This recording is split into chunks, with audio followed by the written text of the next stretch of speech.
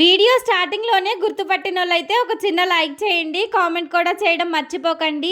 Hello అండి. నేను మీ నవీనాని. Welcome to our channel Naveena vlogs. మా పిల్లలైతే ఎప్పటినుంచో గులాబ్ జామ్ చేయమని చెప్పేసి అడుగుతూ ఉన్నారండి. కానీ నేనైతే అస్సలకే చేయలేదనమాట. నిన్నైతే మా వారు నా మీద చాలా ఎక్కువగా సెటైర్‌లే వేశారు.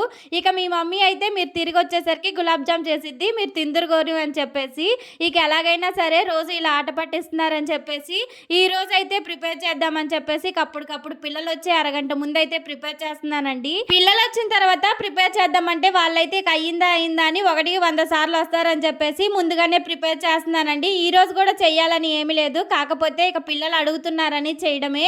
ఇక చేసే ఉద్దేశం కూడా లేదనమాట. చాలా ఈజీ ప్రాసెస్ అయినా కూడాను అప్పుడప్పుడు చిన్న చిన్న వాటికే బద్ధకం వచ్చేసిద్ది కదండి. నాకైతే ఈ గులాబ్ జామ్ విషయంలో అలాగే అనిపించింది.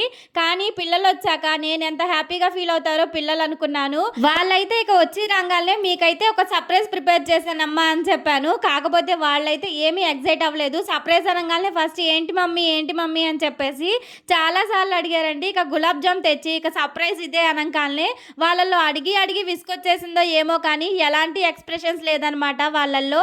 ఇక చెరొక గులాబ్ జామ్ తిన్నారు కానీ అంతకు మించి ఎక్కువగా తినలేదు. నేనైతే మా పిల్లలు తెగ ఇష్టంగా ఉన్నారు కదా, చక్కగా తినేస్తారనుకున్నాను. వాళ్ళకైతే ఇంకా అడిగి విసుకొచ్చేసి దాని మీద విరక్తి వచ్చిందో ఏమోనండి పాపం. ఇక చూడంగానే అంత ఎగ్జైట్ అవ్వలేదనమాట.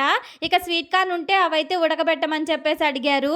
ఇక అవైతే ఉడకబెడితే అవైతే ఇష్టంగా తిన్నారు కానీ గులాబ్ జామ్ అయితే అంత ఇష్టంగా తినలేదు. ముందైతే షుగర్ సిరప్ అయితే ప్రిపేర్ చేసుకున్నానండి. కొంచెం అంత షుగర్ వేసుకొని దాంట్లో తగినన్ని వాటర్ పోసుకొని అవి బాగా బాయిల్ అయిన తర్వాత కొంచెం అంత యాలకుల పొడి వేసుకొని ఇక స్టవ్ అయితే కట్టేశాను. మనం చేసిందే కొంచెం పల్చగా, ఇక అదేం చిక్కపడిద్ది అని చెప్పేసి దాంట్లో అయితే ఇక లెమన్ వాటర్ ఏవి పిండలేదనమాట. తర్వాత వచ్చేసి ఇక పిండి అయితే కలిపేసుకున్నాను. ఈసారి అయితే ప్రతిసారి వాటర్తో అయితే కలిపేదాన్నండి. ఈసారి అయితే ఇక పాలతో అయితే కలిపానమాట. కొంచెం అన్ని పాలు పోసుకొని కలిపేశాను. టేస్ట్ అయితే చాలా బాగా వచ్చాయండి. చాలా సాఫ్ట్గా వచ్చాయన్నమాట గులాబ్ జామ్ వచ్చేసి. ఇక ఇవి చేయడం అంటే చాలా బద్ధకంగా అనిపించింది. ఎందుకో ఏంటో తెలీదు. కొన్ని సార్లు అయితే మరీ చిన్నగా చేస్తాను, కొన్నిసార్లు అయితే పెద్దగా చేస్తాను. ఇక మీకు వీడియోలో పిండి చూపించి అదే చెప్తున్నానండి, ఇంకా ఇంత చేయాలని చెప్పేసి. ఇక వీడియో తీస్తూ చేశానంటే ఇక అయ్యే పని కాదని చెప్పేసి ఇక వీడియో ఆఫ్ చేసి గులాబ్ జాము బాల్స్ అయితే రెడీ చేశానమాట. ఇవైతే దగ్గరగా 39 బాల్స్ అయితే అయినాయండి. ఈ సైజ్ చేసుకుంటే మనకి గులాబ్ జామ్ అనేది పర్ఫెక్ట్గా వస్తుంది. టేస్ట్ అయితే సూపర్గా వచ్చింది.